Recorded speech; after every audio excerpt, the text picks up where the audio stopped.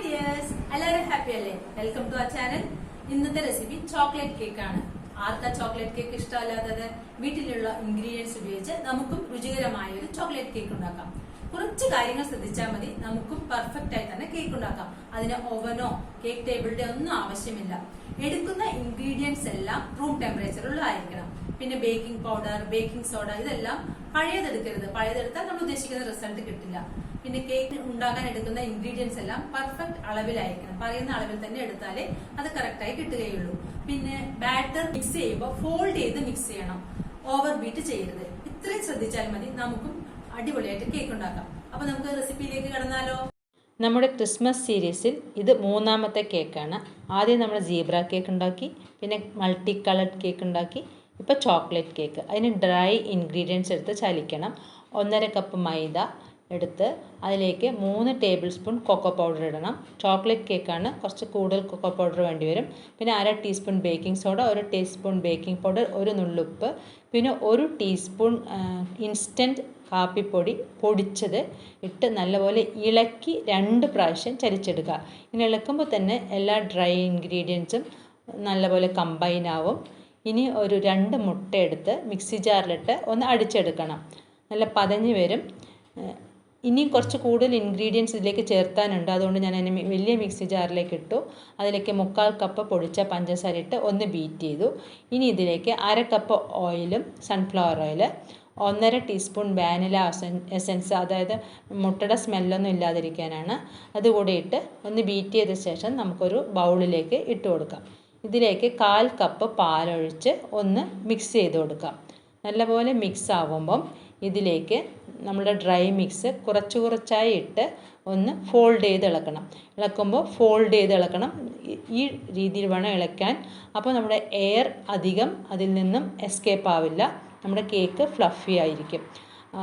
ഈ രീതിയിൽ മിക്സ് ചെയ്യുമ്പോൾ അതാണ് അതിൻ്റെ ഒരു ഗുണം.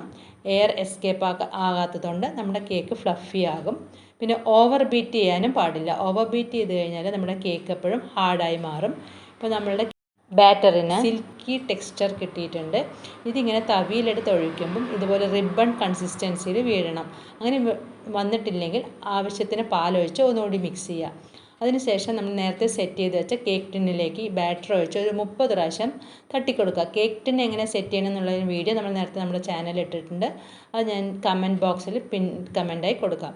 ഇനി പ്രീ ഹീറ്റ് ചെയ്ത്, അതായത് 10 മിനിറ്റ് പ്രീ ഹീറ്റ് ചെയ്ത സോസ് പാനിലേക്ക് ഞാൻ ഈ കേക്ക് ബാറ്റർ ഇട്ട് വെച്ചിട്ടുണ്ട്. ആദ്യം 2 മിനിറ്റ് ഹൈ ഫ്ലെയിമിലിട്ടു, പിന്നെ ഒരു 55 മിനിറ്റ് ലോ ഫ്ലെയിമിലിട്ടിട്ടുണ്ട്. അതിനുശേഷം ഒരു പപ്പടക്കോൽ വെച്ച് കുത്തി നോക്കിയിട്ട് അത് ക്ലീനായി വന്നിട്ടുണ്ടെങ്കിൽ നമ്മുടെ കേക്ക് റെഡിയായി എന്നാണ് അർത്ഥം. അതിനെടുത്ത് പുറത്ത് വെക്കണം. നല്ലപോലെ തണുത്ത ശേഷം മാത്രം അതിന് ഡീമോൾഡ് ചെയ്യാവൂ, അല്ലെങ്കിൽ കേക്ക് കേടുവരും. നല്ല തണുത്തിട്ടുണ്ട്. നമ്മുടെ കേക്ക് നല്ല സുന്ദരനായിട്ടുണ്ട്, നല്ലപോലെ വെന്തിട്ടുണ്ട്, അടിയെല്ലാം പെർഫെക്റ്റ് ആയിട്ടുണ്ട്.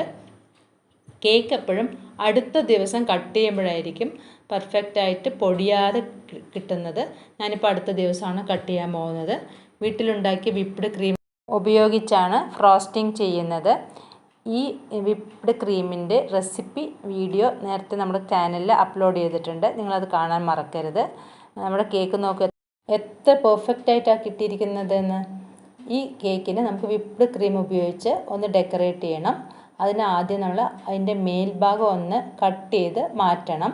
അതിനുശേഷം ഈ കേക്കിന് 2 ലെയറാക്കി ആണ് നമ്മൾ ഡെക്കറേറ്റ് ചെയ്യുന്നത്. അതിന് ഇടയിൽ നമുക്ക് ക്രീം തേച്ച് കൊടുക്കണം. 2 ലെയറാക്കിയിട്ടുണ്ട്. ഇനി ഇതിലേക്ക് ഷുഗർ സിറപ്പ് ഡ്രിസിൽ ചെയ്യണം. ഒരു 3 ടേബിൾ സ്പൂൺ ഷുഗർ എടുത്ത് വെള്ളത്തിലിട്ട് തിളപ്പിച്ച ശേഷം ആറിച്ച് വെച്ചതാണ് ഈ ഷുഗർ സിറപ്പ്.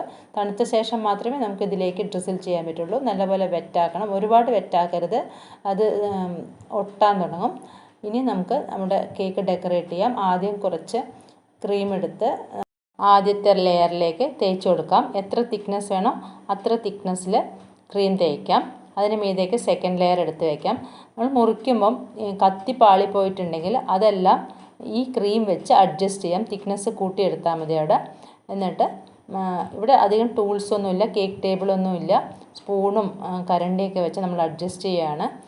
എല്ലാവരുടെയും ക്രീം പുരട്ടിയ ശേഷം ഒന്ന് സ്മൂത്താക്കി കൊടുക്കാം. ഇത് നെയ്യ് കൊണ്ടുണ്ടാക്കിയ വിപ്ഡ് ക്രീമാണ്, അതുകൊണ്ട് ചിലപ്പോൾ കുറച്ച് അലിഞ്ഞു പോകാനുള്ള സാധ്യതയുണ്ട്. അതുകൊണ്ട് ഒരു ലെയർ കോട്ടിംഗ് കൊടുത്ത ശേഷം ഞാനിതിനെ ഫ്രിഡ്ജിനകത്തേക്ക് കയറ്റി വെച്ച് കുറച്ച് കഴിഞ്ഞ ശേഷം ബാക്കി ഡെക്കറേഷൻ നടത്താനാണ് തീരുമാനിച്ചിരിക്കുന്നത്. ഒരുവിധം റെഡി ആയിട്ടുണ്ട്. ഇനി നമുക്ക് ഇതിനെ എടുത്ത് ഫ്രിഡ്ജിനകത്തേക്ക് വെക്കാം. അപ്പോഴേക്കും നമുക്ക് നമ്മുടെ നോസിലും പൈപ്പിംഗ് ബാഗൊക്കെ സെറ്റ് ചെയ്യാം. ഇതൊരു ഗ്ലാസ്സിലേക്ക് ഇട്ട ശേഷം ക്രീം നിറച്ച് കൊടുക്കുന്നതാണ് നല്ലത്. അതാണ് സൗകര്യം. ക്രീം അതിലേക്കിടാം. എന്നിട്ട് അതിൻ്റെ തലപ്പൊന്ന് കട്ട് ചെയ്ത് കളയുമ്പോൾ മാത്രമേ ക്രീം ചോട്ടിലേക്ക് ഇറങ്ങി വരുള്ളൂ.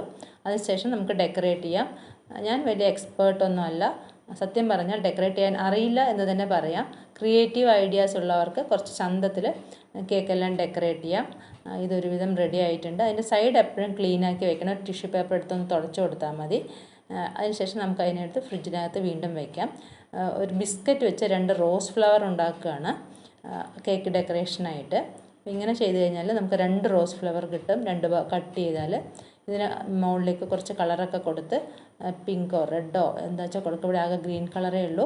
അപ്പോൾ ഈ റോസ് ഫ്ലവറിന് ചോക്ലേറ്റ് ക്രീമിലേക്ക് മുക്കിയ ശേഷം അവിടെ ഒന്ന് ഒട്ടിച്ച് വയ്ക്കുകയാണ്. കൂടുതൽ ഡെക്കറേറ്റ് ചെയ്ത് കുളമാക്കുന്നില്ല. സ്പ്രിങ്കിൾസിന് പകരം കുറച്ച് ജീരകം ഇട്ടിട്ടുണ്ട്. നിങ്ങളും ഇതുപോലൊരു കേക്ക് ഉണ്ടാക്കി നോക്കൂ. വളരെ എളുപ്പമാണ്. ഉണ്ടാക്കിയിട്ട് അഭിപ്രായം പറയണം. ലൈക്ക്, ഷെയർ, കമൻറ്റ് ചെയ്യണം. സബ്സ്ക്രൈബ് ചെയ്യാത്തവർ സബ്സ്ക്രൈബ് ചെയ്യണം. താങ്ക്